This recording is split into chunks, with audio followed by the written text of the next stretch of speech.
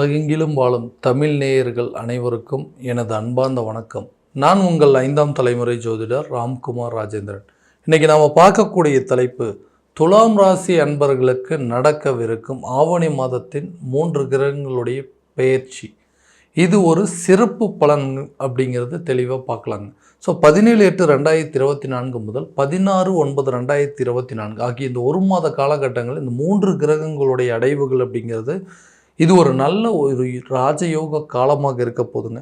இந்த கிரக அடைவுகள் அப்படின்னு பார்த்தீங்கன்னா அந்த ஆண்டுகோள்கள் என்று சொல்லக்கூடிய துலாம் ராசி அன்பர்களுக்கு 6ஆம் இடத்துல ராகு பகவான் சஞ்சாரம் செஞ்சிட்ருக்கு. அதே போல் இந்த 5ஆம் இடத்துல சனி பகவானும் 8ஆம் இடத்தில் குரு பகவான் மற்றும் 12ஆம் இடத்துல கேது பகவானும் சஞ்சரிச்சுக்கிறாங்க. இந்த கோள்கள் எல்லாம் பார்த்தீங்கன்னா ஆண்டு கோள்கள் என்று சொல்லாங்க. அதே போல் இந்த மாத கோள்கள் உங்களுடைய ராசிக்கு 8ஆம் இடத்தில் செவ்வாய் பகவானும், அதே போல் உங்களுடைய ராசிக்கு 10ஆம் இடத்தில் புதன், 11ஆம் இடத்தில் சூரியன் மற்றும் சுக்கிரன் ஆகிய கிரகங்களுடைய அடைவுகள் இந்த மாத இடையில், அதாவது இந்த ஆவணி மாத தொடக்கத்தில் இந்த கிரகங்களுடைய அடைவுகள் இருக்க போகுது. 26/8/2024 கன்னி ராசிக்கு சுக்கிர பகவான் பெயர்ச்சி அடைகிறார். அதே போல் இந்த 26/8/2024 மிதுன ராசிக்கு செவ்வாய் பகவான் பெயர்ச்சி அடைகிறாருங்க. 31/8/2024 சிம்ம ராசிக்கு புதன் பகவான் பயிற்சி அடைகிறார். ஸோ இந்த கிரக அடைவுகள், இந்த சிறப்பு பலன்கள் துலாம் ராசி அன்பர்களுக்கு எந்த விதமான அற்புதத்தை கொடுக்க போகுது அப்படிங்கிறத இந்த காணொலியில் தெளிவாகவும் துல்லியமாகவும் பார்க்கலாங்க. நம்ம சேனலை ஃபஸ்ட் டைம் பார்க்குறவங்க சப்ஸ்கிரைப் பண்ணிக்கோங்க, பெல் பட்டனை கிளிக் பண்ணி ஆல் அப்படிங்கிற ஆப்ஷன் கொடுத்துக்கோங்க. ஸோ துலாம் ராசி அன்பர்கள் சுக்கிர பகவானை அதிபதியாக கொண்டவர்கள், பெருந்தன்மையான குணத்தால் அனைவரின் பாராட்டை பெறக்கூடிய துலாம் ராசி அன்பர்கள், தன்னுடைய விஷயத்தில் எப்போவுமே நீதிநெறி தவறாதவர்கள் அப்படின்னே சொல்லலாங்க. என்னுடைய விஷயங்கள் எதுக்கு எடுத்தாலுமே அதாவது லைஃப்பில் நிறைய விஷயங்கள் யோசித்து எல்லாத்தையுமே கரெக்டாக நீதிநெறி தவறாமல் ரொம்ப ஒழுக்கத்தோடையும் அது ஒரு கண்ணியத்தோடையும் எல்லா விஷயத்தையும் செயல்படுத்திகிட்ருக்கேன். ஆனால் நான் பண்ணக்கூடிய காரியங்கள் எல்லாமே ஏதாவது ஒரு விதத்தில் தடைப்பட்டுகிட்டே இருக்குங்க. விரயங்கள் அப்படிங்கிறது ஆகிட்டே இருக்குது, நஷ்டங்கள் ஆகிட்டே இருக்குது, உடல் ரீதியாகவும் சில பாதிப்புகள் அப்படிங்கிறது, பூர்வீக சொத்துக்களில் சில பிரச்சனைகள், அதே போல் புத்திர சம்மந்தப்பட்ட அனுகூலங்கள் அப்படிங்கிறது இல்லாமல் இருக்குங்க. திருமணம் சம்மந்தப்பட்ட யோகமும் இல்லை, ஒரு பாக்கியமான ஒரு சில விஷயங்கள், ஒரு வெளிநாடு சம்மந்தப்பட்ட முயற்சியோ அல்லது ஒரு பொன்பொருள் சேர்க்கைக்கான முயற்சிகள் அப்படிங்கிறது எல்லாமே எடுத்துகிட்டே இருக்கேன். ஆனால் அது எல்லாமே தடைப்பட்டுகிட்டே இருக்குது அப்படின்னு சொல்லக்கூடிய நபர்களுக்கு நிறைய மாற்றங்களை கொடுக்கக்கூடிய காலகட்டங்கள் தான் இந்த வரக்கூடிய இந்த ஆவணி மாதத்தில் நடக்கக்கூடிய சிறப்பு கிரக பலன்கள் அப்படின்னு சொல்லலாம்.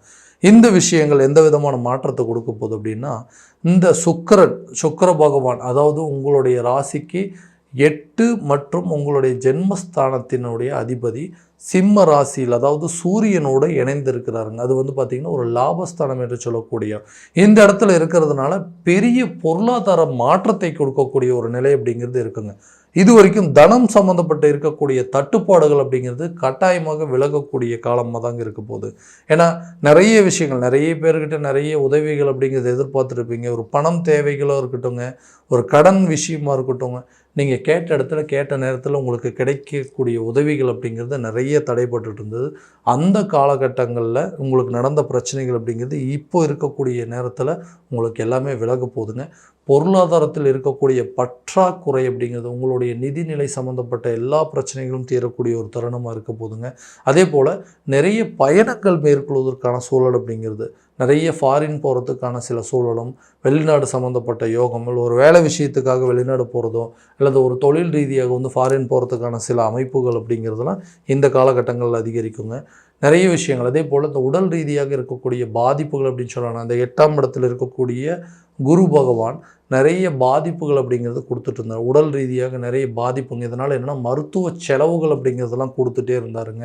ஸோ இப்போ அதே போல் இந்த 8ஆம் இடத்துல இருக்கக்கூடிய செவ்வாய் பகவானாலையும் இந்த ரத்தம் சம்மந்தப்பட்ட சில பாதிப்புகள் அப்படிங்கிறது, சகோதரர்கள் மத்தியில் இருக்கக்கூடிய சில பிரச்சனைகள், உடல் ரீதியாக பாதிப்பு, இந்த மாதிரி நிறைய கொடுத்துட்டு இருந்தாங்க.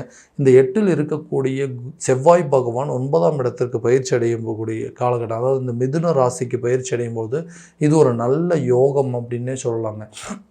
எதிர்பாராத தன வரவுகளோ இல்லை பொருள் வரவுகளோ, வெளிநாடு சம்மந்தப்பட்ட யோகங்கள், இது எல்லாமே வரக்கூடிய ஒரு காலகமாக இருக்க போதுங்க.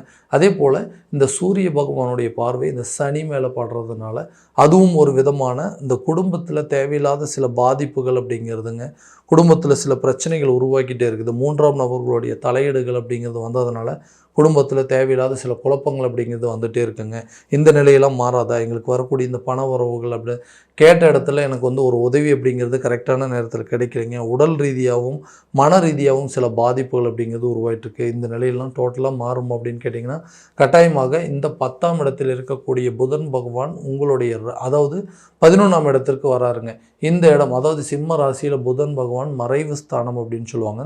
இந்த மறைந்த புதனால் நிறைந்த லாபம் அப்படிங்கிறது உருவாகும். இதுவும் ஒரு நல்ல விதமான ஒரு யோகங்க.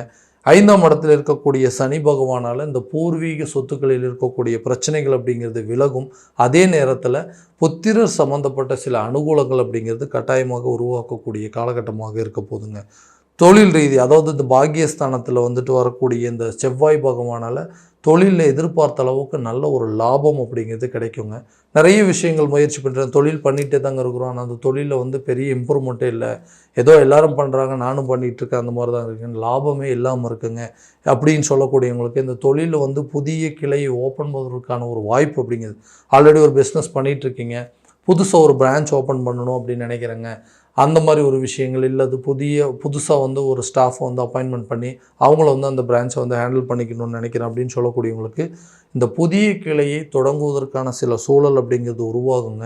அதே நேரத்தில் இந்த வீடு வாங்குவதற்கான சில வாய்ப்புகளும் புதிய வீடு கட்டுவதற்கான சில யோகமும் பழைய நகைகளை விற்று புதிய நகைகளை வாங்குவதற்கான சில அனுகூலங்கள் அப்படிங்கிறதுலாம் கண்டிப்பாக இருக்க போகுது. ஏன்னா இந்த நிறைய விஷயங்கள் புதுசாக நீங்கள் வாங்கக்கூடிய ஒரு யோக காலமாக இருக்க போகுது. பழசை விட்டுட்டு புதுசாக வாங்கக்கூடிய ஒரு சில சூழ்நிலை இந்த சிம்ம ராசியில் வரக்கூடிய புதன் பகவானால் அதுவும் ஒரு விதத்தில் பயணங்களால் சில நன்மைகள் அப்படிங்கிறதெல்லாம் கண்டிப்பாக உருவாகுங்க. நிறைய விஷயங்கள் ஓகே நம்ம வந்து ஃபாரின் போயிட்டு வரதுக்கான சில விஷயங்கள் நடக்குது அப்படின்னா அது மூலமாக சில யோகங்கள் அப்படிங்கிறது உருவாகும். புதிய வண்டி வாகனங்களோ ஒரு மண்மனை சேர்க்கைக்கான சில யோகங்கள் அப்படிங்கிறது கட்டாயமாக உருவாகும். 12ஆம் இடத்திற்கு வரக்கூடிய சுக்கிர பகவான், இந்த 12ஆம் இடம் அப்படின்னு சொல்லக்கூடியது உங்களுடைய ராசிக்கு 12ஆம் இடம் கன்னிக்கு சுக்கிர பகவான் வரும்பொழுதுங்க அது ஒரு நீச்ச கிரகம்னு சொல்லலாம். நிறைய விஷயங்கள் நஷ்டப்பட்டுட்டே இருந்திருப்பேன், இந்த விரயங்கள் ஆகிட்டே இருக்குங்க, நானும் ஒன்று பண்ணால் அது வந்து தேவையில்லாத நஷ்டங்கள் ஆகிட்டே இருக்குது, இருந்த சொத்து பத்துக்கள்லாம் விற்கக்கூடிய அளவுக்கு சில சூழ்நிலைகள் உருவாயிடுச்சுன்னு சொல்கிறவங்களுக்கு இந்த காலகட்டங்கள் அது ஒரு நீச்ச பங்க ராஜயோகத்தை உருவாக்கக்கூடியது.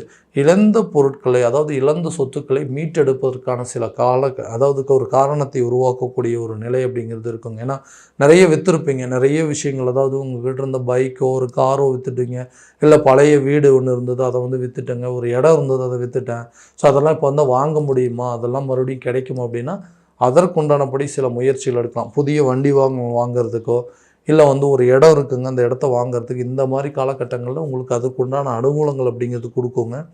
நிறைய முன்னேற்றங்களை கொடுக்கக்கூடிய ஒரு காலகட்டமாக இருக்க போது குழந்தைங்களுடைய கல்வியில் நல்ல ஒரு முன்னேற்றம் அப்படிங்கிறது இருக்குது. ஏன்னா இந்த குரு பகவானுடைய பார்வை உங்களுடைய ராசிக்கு 2ஆம் இடத்துல படுறதுனால இந்த கல்வி சம்மந்தப்பட்ட சில முன்னேற்றங்கள் அப்படிங்கிறது இருக்கும். இது வரைக்கும் வந்து கரெக்டான விதத்தில் ஸ்கூல் போக மாட்டேங்கிறாங்க, சரியாக காலேஜ் போக மாட்டேங்கிறாங்க, சரியாக படிக்க மாட்டேங்கிறாங்க அப்படின்னு சொல்லக்கூடிய நபர்கள் இந்த காலகட்டங்களில் கண்டிப்பாக அவங்களுடைய கல்வியில் நல்ல ஒரு முன்னேற்றம் அப்படிங்கிறது இருக்குங்க. கொடுத்த வாக்குறுதியை காப்பாற்றுறதுக்கான சூழல் அப்படிங்கிறது, ஒரு இடத்துல படம் வாங்கியிருந்தேன் இந்த நேரத்தில் எனக்கு கொடுக்குறேன் அப்படின்னு சொல்லியிருந்தேன், பட் அந்த நேரத்தில் இது வரைக்கும் என்னால் கரெக்டாக கொடுக்க முடியல, வாக்குறுதியை காப்பாற்ற முடியலன்னு சொன்னவங்களுக்கு இந்த காலகட்டங்கள் இந்த ஆவணி மாதத்தில் உங்களுடைய வாக்குறுதியை காப்பாற்ற அந்த கடனை ஒரு பகுதி அடைப்பதற்கான சில சூழல் அப்படிங்கிறது கண்டிப்பாக உருவாகுங்க. கேட்ட இடத்துலேருந்து கேட்ட உங்களுக்கு பண வரவுகள் அப்படிங்கிறது கட்டாயமாக திருப்திகரமான ஒரு சூழல் இருக்கும். வீட்டுக்கு தேவையான சில பொருட்கள் வாங்குறது, ஏன்னா இந்த குரு பகவானுடைய பார்வை 4ஆம் இடத்துல சுகஸ்தானத்தில் போடுறதுனால எல்லா விஷயங்கள் அதாவது ஆடை ஆபரணங்களுக்கு உண்டான சேர்க்கையோ ஒரு நகநட்டு சேர்க்கையோ வண்டி வாகனங்கள் வாங்குவதற்கான ஒரு யோகம் இது எல்லாத்தையுமே கொடுக்கக்கூடிய காலகட்டமாக இருக்க போது இந்த ஆவணி மாதத்தில் வரக்கூடிய இந்த கிரக அடைவுகள். ஸோ இந்த நிகழ்வுகள் எல்லாமே உங்களுக்கு நடக்குமோ அப்படின்னா இது வரைக்கும் நம்ம பார்த்ததெல்லாம் பார்த்திங்கன்னா கோச்சார பலன்கள் மட்டும்தாங்க. ஸோ அதை உங்களுடைய ஜனன ஜாதகத்தோடு ஒப்பிட்டு பார்த்து அதுக்குண்டான பலன்கள்லாம் உங்களுக்கு இருக்குது அப்படிங்கிறத முழுமையான விதத்தில் தெரிஞ்சுக்கிட்டு அதற்குண்டானபடி முயற்சிகள் எடுத்தீங்க அப்படின்னா கண்டிப்பாக அது ஒரு நல்ல பலனாக இருக்க போதுங்க. உங்களுடைய ஜாதகம் எங்கிட்ட பார்க்கணும் அப்படின்னு ஆசைப்பட்டீங்கன்னா கீழே இருக்க நம்பருக்கு கான்டாக்ட் பண்ணி அப்பாயின்மெண்ட் ஃபிக்ஸ் பண்ணிக்கோங்க. அப்படி இல்லையா உங்களோட ஜாதகத்தை வாட்ஸ்அப் மூலமாக அனுப்பிச்சி வச்சிங்க அப்படின்னா தெளிவான முறையில் கணிச்சு துல்லியமான பலன்கள் அப்படிங்கிறது உங்களுக்கு தெரியப்படுத்தப்படுங்க.